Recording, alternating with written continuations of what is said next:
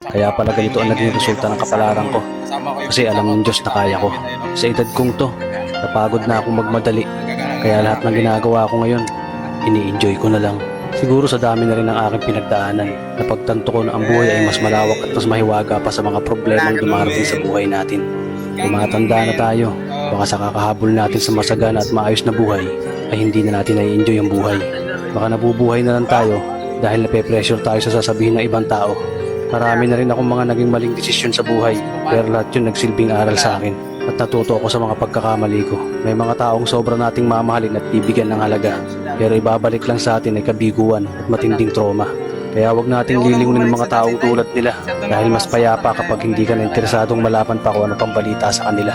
At wag mong idepende ang sarili mo sa kahit kanino. Tandaan mo, kahit sarili mong anino, iiwan ka din nito kapag madilim na ang paligid mo. Kailangan nating matutunan na huwag ikumpara ang sarili natin sa iba dahil hindi natin laban ang laban nila. Karera mo to, di nila karera.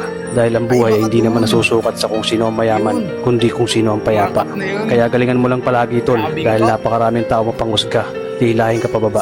At lagi mo itong tatandaan na makakatanggap ka lang ng papuri mula sa kanila. Pagpatay ka na. Tanong lang tayo, tapos mamaya pagbalik dito, tamahan mo kami. Kas, silpikas. Ang inumin.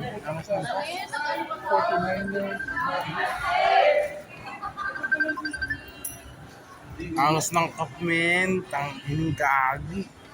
Leakers. Riders.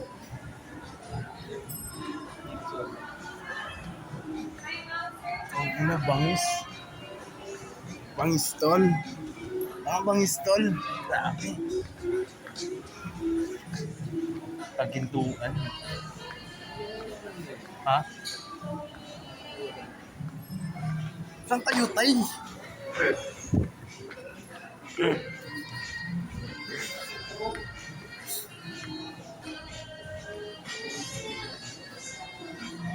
Ano grabe yung mga sapatos? Ay, mura lang yan. Mura lang yan. Tang ina gagi.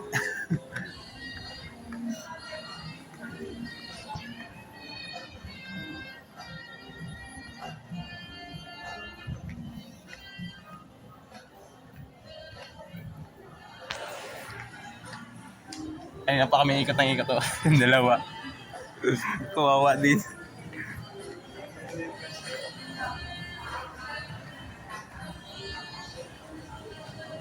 Okay, yun lang muna mga guys.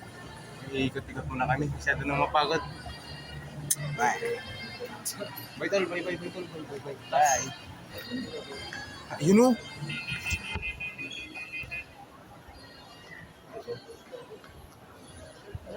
Kas, picturean kita Kas. Kas, picturean ta ka. Yeah.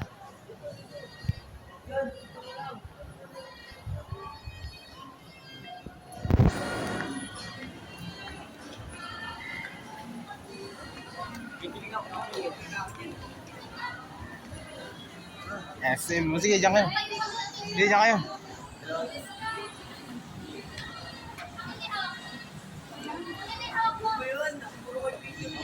Pasok tayo doon.